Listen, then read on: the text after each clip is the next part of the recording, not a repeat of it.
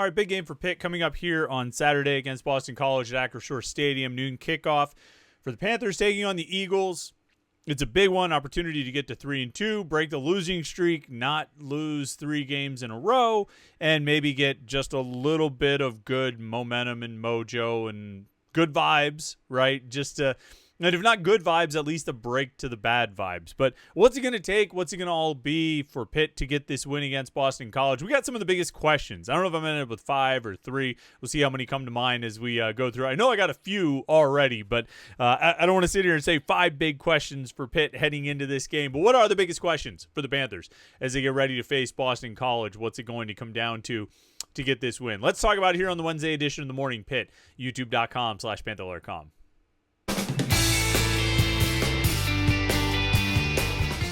Yeah, big opportunity for Pitt here to get to 3-2, taking on Boston College, who's also coming in on a losing streak of their own. The Eagles have lost 3 in a row after beating Fordham in the season opener. They lost at Michigan State in 2 overtimes.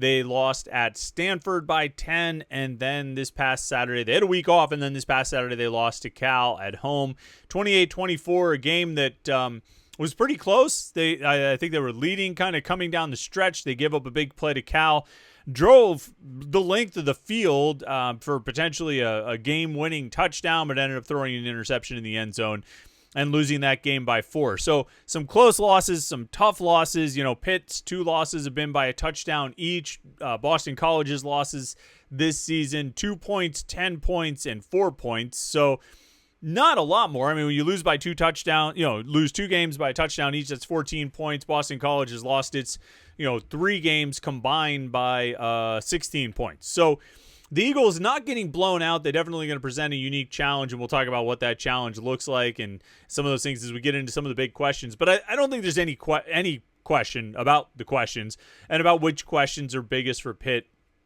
this week. It starts with the court. I mean, aside from, look, I guess I should say this right off the bat. None of my big questions for the week are going to be, is anybody going to get fired at halftime, or is anybody getting fired after the game, or anything like that. It's not. Like, I decided a long time ago, because I've been through bad seasons before. My first season covering Pitt, they went 5-6. The next year they started 6-1 and lost 5 games in a row to finish the season and went 6-6. The next year they went 5-7. I covered 3 straight 6-6 seasons, 2011, 12, and 13. Covered 4 straight 6-6 seasons, actually, 11, 12, 13, and 14. God. 5-7 season in 2017, 6-5 season in 2020, 3-9 season in 2023. And I guarantee you, I assure you, and even in many seasons beyond, but certainly throughout the course of those seasons, there were many calls for the heads of everyone who was in any kind of leadership position involved with the Pitt football program. And I realize, particularly when a season gets off to a rough start, there's not a lot gained. You can't sit down and write every day about whether or not this guy's going to get fired or that guy's going to get fired, or whether they should. You approach each game on its own. You take a look at what's happened to this point, why the team is in the position they're in, and what they need to do to have better fortunes in this, in the coming week and in the coming game. And so, that's what it is right here. We're not going to spend this podcast litigating or relitigating the Pat Narduzzi era at Pitt. We've done that to some extent a number of times this week, last week, and we'll continue to do it on the live shows and the post-game shows and all of those things. We've gone over that plenty of times. We don't need to do that here every single day on the podcast. Instead, we're going to talk about the game. We're going to talk about what Pitt's got, what they're facing, and what they're going to need to do to beat Boston College. So the biggest question, the first question, the most important question is the quarterback position. And we talked about it all week last week. We've talked about it. This is now the 3rd day in a row we're going to be talking about it here this week. But I think, there are several questions related to the quarterback position for this game that I think are interesting, important, and relevant. One is who starts. I'm not 100% convinced that Eli Holstein's going to be the starting quarterback on Saturday. Gun to my head, I would say probably it's him. If I had to pick someone, I would say, yeah, if my life depended on it, I would guess it would be Eli Holstein. But I'm not 100% convinced, and I would not feel comfortable with that gun to my head as we sit there watching the first snap on offense on Saturday. I think there's a very real possibility they could go with someone else, whether it's Cole Gonzalez or Mason Heinchel. I also think there's a question within that question of, if they go with Holstein, how long is the leash? I mean, the reality is, if he goes out and plays against Boston College like he has played against West Virginia and Louisville, they can't stick with him long.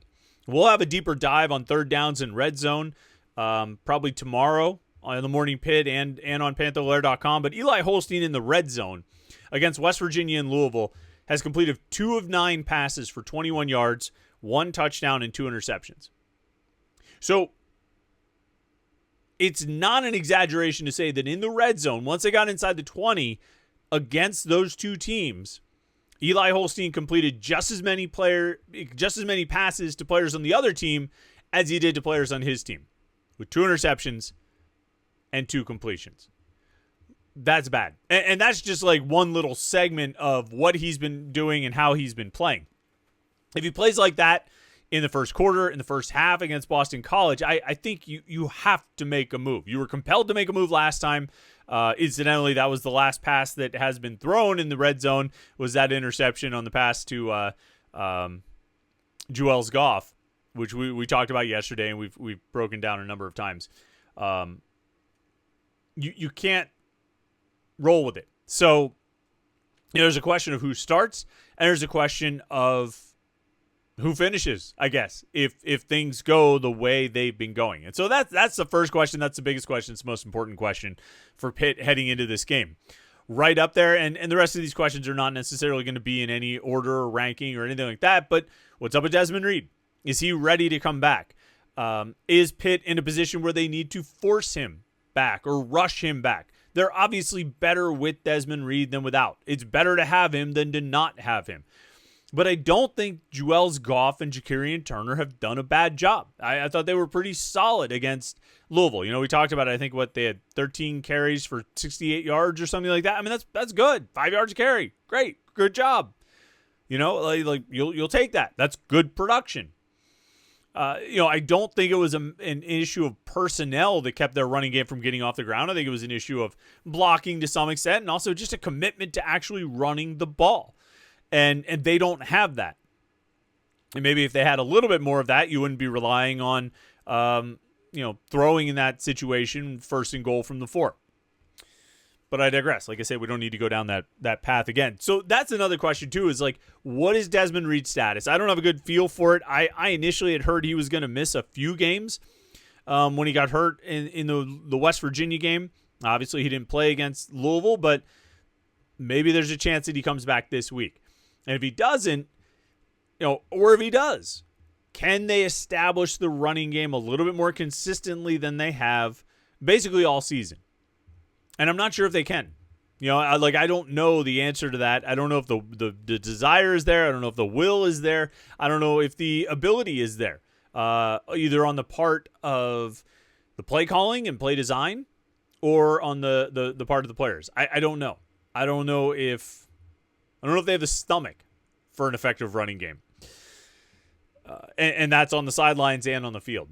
So, kind of another sort of 2-part question there. We had a 2-part question about the quarterbacks, who starts and who finishes. 2-part question on the running backs. Is Desmond Reed back? Or what's his status? And how do they do with or without him in establishing the run?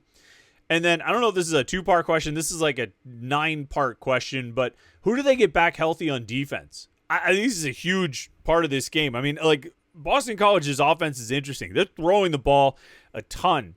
The first 3 games, they had 458 passing yards against Fordham, 390 against Michigan State, and 333 at Stanford. Of course, they beat Fordham, but they lost to Michigan State and Stanford. Against Cal, they only had 197 passing yards. Dylan Lonergan, the quarterback, who's like top 3, top 4 in the ACC in yards per game, passing yards per game, went 21 of 37 for 197, 0 touchdowns and 2 interceptions. And it's interesting looking at the stats and some of the breakdowns. Cal kind of did to Lonergan, at least like on some of the numbers, what Cal did to Eli Holstein last year. They only blitzed on like 22% of Lonergan's dropbacks. And they didn't really put much pressure on him. And both interceptions that he threw were thrown when Cal didn't blitz, when they dropped into coverage. I mean, I think there are certainly differences between, Boston College's game against Cal and Pitt's game against Cal last year. But on that front, in terms of blitzing and the effectiveness of blitzing and the effectiveness of dropping into coverage, it was pretty similar to what Cal did against Pitt in 2024. So that's interesting. But this is a passing attack that'll get after it. They're not at the top of the ACC in passing attempts, but they are at the top in the ACC in passing yards per game. Now, again, coming off a quieter game, less than 200 passing yards against Cal. But it's interesting. I think we typically tend to think of Boston College as being a run-heavy team. They ran well against Pitt last year. This is the team of Patrick Garwo and, A.J. Dillon and all these different guys. But, like, they're throwing the ball, and they're throwing it a lot this year. I think they're completing, as a team, 70% of their passes. Lonergan, when he gets blitzed this season, is completing almost 80% of his passes. And so it's an interesting challenge for a Pitt pass defense that, gave up more than 300 yards to Louisville. And we've had some extended discussions about this on the message boards. Miller Moss threw for 333 yards or something like that, but he threw the ball 51 times. I think he ended up with 4.5 or 4.6 yards per attempt. Eli Holstein was 2 yards per attempt better than Miller Moss, but Moss threw the ball 51 times. So, I mean, you just had this sort of volume passing attack against Pitt. On the whole, I don't think they were bad, even though those final numbers looked bad. They really only gave up 2 extended drives. Only one of them was for a touchdown. I think they had 2 60-yard drives that they allowed to Louisville. One was for a touchdown, one for a field goal, and the rest of Louisville's possessions all were 36 yards or shorter. So I think they did a good job. I mean, there were a lot of issues that sort of compounded the difficulty for the defense against Louisville. Rasheem Biles gets the pick 6, which is obviously a great play, but it puts the defense right back out on the field. You get the punt. They force the punt, and then you have the kick-catch interference, and that puts the defense right back out on the field. All that stuff is going to lead to a lot more plays for Louisville's offense, in addition to all the 3-and-outs and short possessions the Pitt's offense had. And so you get a lot more plays for Louisville, and they're able to take that sort of volume attack. On the whole, I didn't think the defense was all that bad. I'm more concerned about who they're going to have available. And we talked about this yesterday with the defensive depth and kind of where they're at there. But, I don't think you can go through the game, and I definitely don't think you want to go through the game missing, 3 of your top 4 or 5 defensive ends, which is where they were at by the end of the Louisville game, with, Jaden Moore being out before the game even started, Blaine Spires and Zach Crothers getting hurt during the game.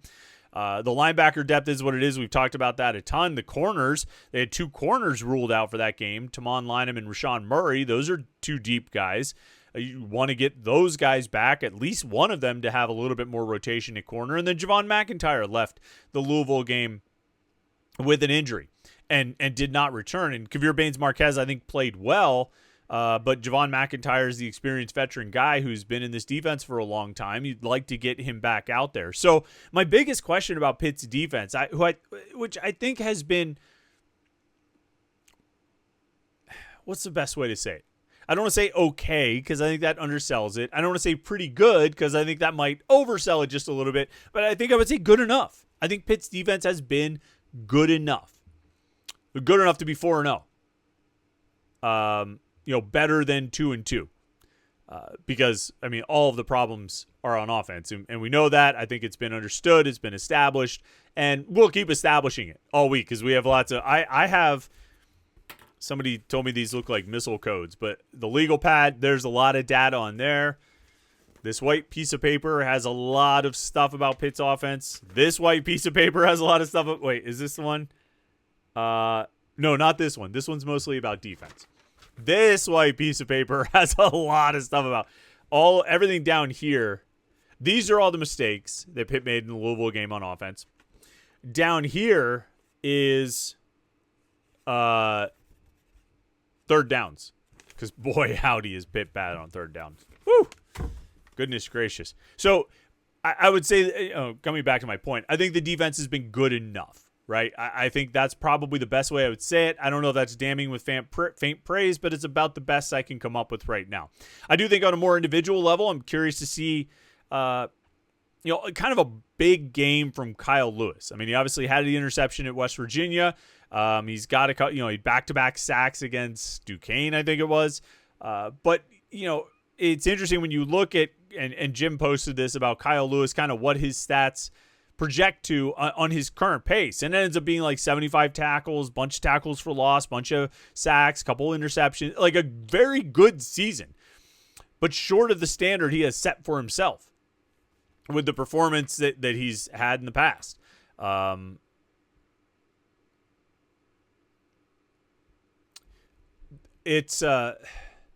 Sorry, I got distracted. I just saw Pete Thamel is reporting that our old friend Tino Sinceri is out of a job at UCLA. When he was the offensive coordinator, no more. Kyle Lewis, I think it has not played up to his standards thus far. Rasheem Biles has played beyond his own standards and is having a truly great season through 4 games. Kyle Lewis, I think, needs and again, I don't think he's playing poorly, but like he was an exciting, game-changing player last season, and he hasn't quite been that just yet. He's been pretty good. So I think he's been above good enough, and I would say that Kyle Lewis has been pretty good. They need him to be great and elite because he can change games like Rasheed Biles has been changing games. So I think you're looking for that out of Kyle Lewis. Maybe that's one of the other big questions on defense, but it's mostly about just who can they get back. Can they restock the defensive end position? Can they get one or two corners back? What's up with Javon McIntyre? Is he going to be ready to play in this game? Because, I think Boston College is going to present some challenges. They'll try to run the ball, but Dylan Lonergan's been playing pretty well, and he damn near brought them all the way back against Cal. Final drive, like a minute 10, they drove 70 yards. He was 5 of 8 for 68 yards, and he threw an interception in the end zone, which you'd never like to end a drive like that. But I mean, he was pretty sharp. He also drew a pass interference in there as well. And so he's been good. He's been putting up big numbers. It's going to be a challenge for Pitt's pass defense. They can handle it better. They'll be better positioned to handle it if they can get some of those guys back. So those are some of the biggest questions for me this week. What do you think? What are some of your biggest questions? Not about who's getting fired or anything like that. Just about what Pitt needs to do to beat Boston College. Because that's the most immediate and pressing matter. Right? That's the thing that can happen. That's the thing that can change. That's the thing that we're all going to be looking at on Saturday at Acrisure Stadium when they kick off at noon. All right. Make sure you like this video and subscribe. Don't forget, we've got our live Panther-Lair show tonight right here on youtube.com/Panther-Lair.com. That'll get started at 8:30 p.m. I'm looking forward to that. Me and Jim Hammett and you talking about Pitt sports. So make sure you tune in and come along for the ride. It should be fun. All right. Thanks so much for tuning in today. Make sure you like and subscribe. Have a good Wednesday, and we'll catch up with you tomorrow for the Morning Pit right here on youtube.com/Panther-Lair.com.